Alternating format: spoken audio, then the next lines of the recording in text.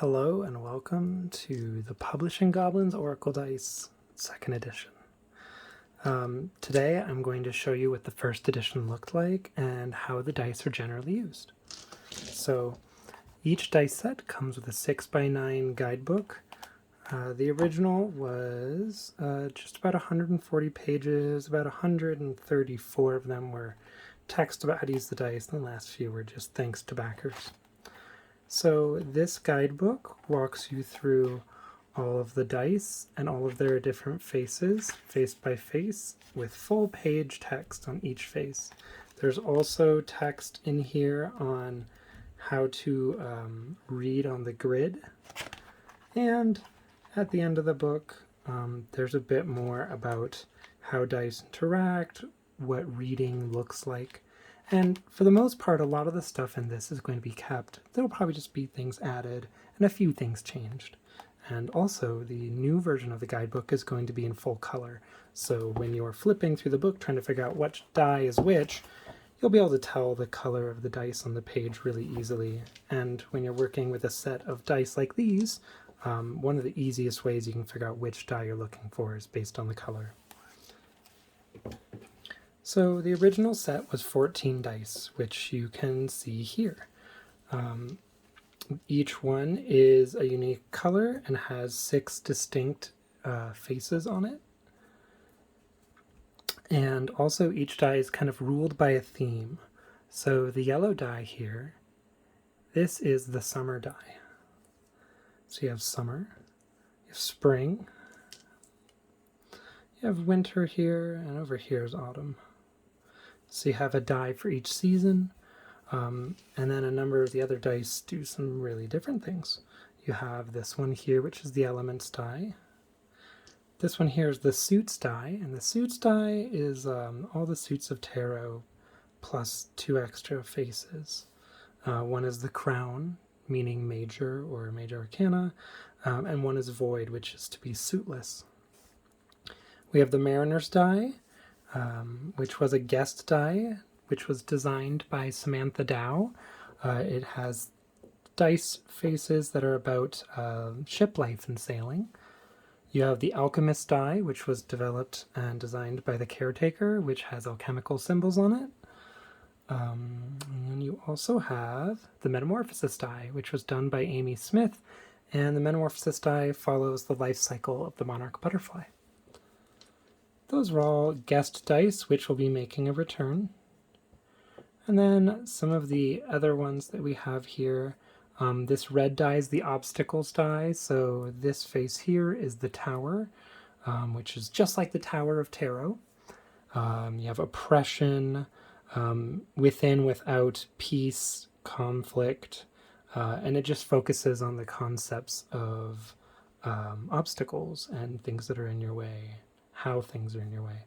You have the relations die, which talks about the relationship of people in the situation, including being together, being apart, being lorded over by another person, being rejected, and some more there. This here is the majors die. It has some major themes to it, like loss, love, order, success or failure, temporary hope and joy, life paths coming up that you might be taking a different place on the road. And here's the actions die in pink. The actions die includes things like judgment, needing to make haste, needing to weather the storm, needing to make a sacrifice, complete harmony in the situation. This die and all of them, all of these original dice, are going to have all of their symbols updated, with the exception of these 3 over here. The guest dice are all exactly where they should be, so they won't have much changed. And the last die here was the fate die. The fate die in the 1st edition was almost a little gimmicky, I think. It did stuff like remove the die nearest it, make you re-roll the die near it, make you swap all the dice in the reading clockwise. This one made it so the 3 nearest die would be brought around it in a triangle shape. This one in particular is the only die from the original set that I'm completely redoing.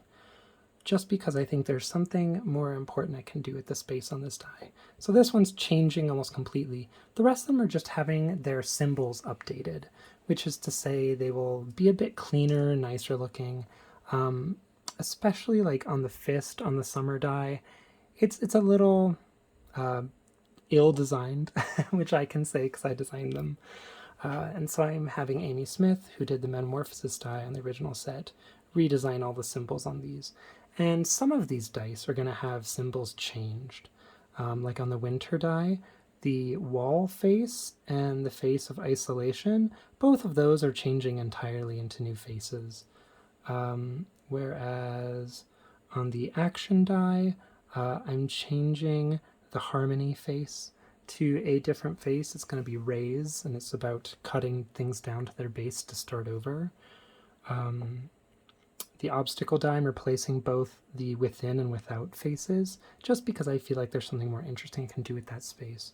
So a number of the dice are having one or two faces changed, but almost all of them are going to have their symbols updated at the very least.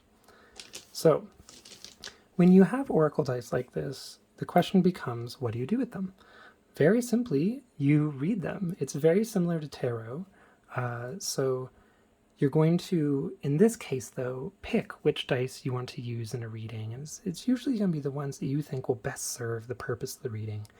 I find that it's very easy to do a reading with the winter, spring, summer, autumn, and then I usually throw in either the suits or the element. I'm going to throw in the element die here.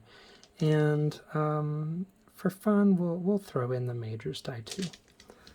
And what dice you use in a reading will usually determine like what kind of answer you're looking for, or vice versa. What kind of thing you're asking might determine which dice you use. And you can absolutely use all 14 dice, or in the new set, all 21 dice. So you just take your dice, shake them up, and you drop them on the mat. Simple as that. So this is the reading mat, and in the new edition, it's actually going to be a cloth, and it's going to have two sides to it with two different grids to read on, this original one and a new one. And when you are doing a reading, you're generally trying to see where things end up, how they end up in relation to each other. So for example, these two are lined up together fairly closely, which usually means that they're pretty related. All these other dice are very scattered, which means that they usually have some independent meanings. You start in the core and you read what die is here. So this one here is essentially the wall. It's like the obstacle. It's on the winter die. In the core, it means that it's very central to the meaning of the reading. Then you work your way outward. So I know that there is a discussion here about being blocked, a blockage, and that's really central to the question and the answer. Over here in mind, I usually start spiraling outward here by starting in the mind. In the mind, we have the spring die, and if you notice up here, this is actually the spring quarter. So spring in spring usually means that it has some particular power. This is the disrepair face of the spring die, and it means that things have come to be in disrepair because you haven't maintained them. And since it's in mind, it's usually going to be an idea or something that you've just gotten so used to having in your life. And so it has settled itself down, but it's no longer actually useful for what you're doing. But you never changed it. So it's in a state of disrepair, which is part of this blockage. Over here in body, we have the nature. This is a leaf on the element die. And nature speaks to all the things of earth, the element of earth, and grounding and foundation. But it is close to the without portion here, and it is very close to the lowest line here. You can't quite see it down here, but up here's woe, down here is wheel. We have within and without. So also where the die ends up in the grid, it talks about who it might be relating to. Because it is near the outside, it's definitely saying something here is without, that someone else may be influencing you and your ability to be grounded. And because it's tied to this face, it's important we look at this too. It's in the material section, which is out in autumn. This is the balloon. And the balloon talks about temporary joys. The quote I always go back to is something an old professor once said to me, which is that balloons do not have good futures. There is something here where your grounding and your foundations are seemingly tied to another person. And the issue with that is that the material section here very often deals with things that are outside of ourselves. Body usually relates to our own body, but material can relate to other people's bodies, finances, or objects you might own. These two together in this position is suggesting to me that there is a person involved, and this person is somewhat of your foundation, but though you have allowed them to become that foundation, it's not going to be lasting for much longer. And I think this goes back to the disrepair piece, where if you haven't been working on yourself, thinking about yourself, finding new foundations for yourself, it's going to be very easy for a single person leaving your life to really remove your foundations from beneath you. Now, out here in spirit, we have the change face of the autumn die. Now, I did say that where dice are, usually, especially if they're seasonal die, can talk about whether or not they're strong or weak in their influence. This is the autumn die. It's coming late, and it's change. So just by positioning and the face, I can tell that there is change happening here in the spirit, which is like your emotional center. But it's coming late, and that's a big part of why things have gotten to the point of disrepair, and this blockage is an issue. This is still good. It does suggest that even though this problem is occurring, you are working towards change yourself. But then we're going to go way out here. So dice can land in the core, out in mind, body, material, or spirit, or sometimes they go beyond the edge to spring, summer, autumn, and winter.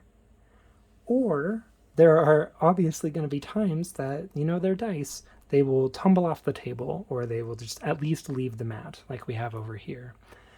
These are known as lost dice. And lost dice are dice that come back to a reading later, and usually they carry big meaning for the future, something usually outside of the realm of what the reading is covering. So the summer die out here, this is the gains face of the summer die, which usually refers to things being about transaction, paying someone for something or being paid for something. It was out here. If we follow the line here, it is in spring, lost in spring. And spring, as its season, is absolutely about renewal, new chances, many new roads opening up. But it's also about the ending of the thaw. And when winter wanes and spring rises, we begin to see a lot of things for what they were. So what I'm seeing here is that though this person's been very foundational for the querent of the reading, and when they leave it will be really hard for a while because they were a very important piece of the foundation, there will be a realization, likely a while later, that this person being in the querent's life was actually somewhat transactional. Maybe that person only ever did things for the querent when something was done back for them, or in some way it may not have seemed like a very positive exchange. An alternative reading that might be a lot kinder, especially because this is within, is that there may have been something almost transactional about the nature of the relationship, in that something was given and something was gained, right? Something was lost when they left, but something remained because they gave a gift. There is a little bit of ambiguity, just like there is in tarot, where it often comes down to your intuition as a reader, or understanding of the situation, if the querent shares enough information, for you to see how that might align. So that was just a quick little 6 dice reading. And the great part about these dice is that you can read with them pretty much anywhere. They fit in a small satin or velvet bag, which this is the one that I used for the set of 14 dice, and it fits just right. And so for the 21 dice, the bag will be a little bit bigger, but it's still very transportable. And this mat on the original set was neoprene, and it did not travel super easily, but because I'm replacing them with cloth, they're going to be a very easily mobile set of oracle tools. And because they're dice, you can roll them on any surface. You can do it on the table. You can do it on the floor. You can do it on a stump in the woods. You could do them on the dirt. And you don't need a reading cloth. I have read without a reading cloth. It just becomes being comfortable with what the reading grid looks like and being able to project it in your mind on the reading. So it seems like there's a lot of dice, and there are, but it's not difficult to roll all 14 dice. I do have slightly big hands, but you can do it if you have the power, or if maybe you have a cup or a dice caster. And in this kind of reading, we see all kinds of neat things. These dice are kind of close, but these ones are all super bundled. And what's interesting is that sometimes dice end up in triangles, and it says something about the dice, like these two on the bottom support the one on the top, which talks about a give and take nature between the elements they're discussing. But over here, we have 4 dice in a row, and this to me tells a story of their own, usually like a beginning to end kind of thing, or intrinsically linked. You could also, if this dice had been over here, this would have been a branching path where you might have started here and gotten to this point, and there were 2 paths forward. If this die had ended up over here, I would have considered this a circle, and these 5 dice all would have had something to do with the cyclical nature of support, where they all mutually support one another. So the placement of the die on the grid, the relation of the dice to other dice, and the relation of the dice to shapes that they might make, all come into the readings. I am incredibly excited to share the new dice, which is going to be very, very soon. I'm going to be able to share the new shapes and the new colors and inkings. There's also going to be a full stone version of the dice set. I don't have that in hand yet, but I have picked what all stones are going to be tied to which die, so I'm quite excited about that. And there is going to be a lovely wooden box that will act as an incredible carrying case for your set and storage. So I can't wait to share those. All right, see you on the campaign. Bye-bye.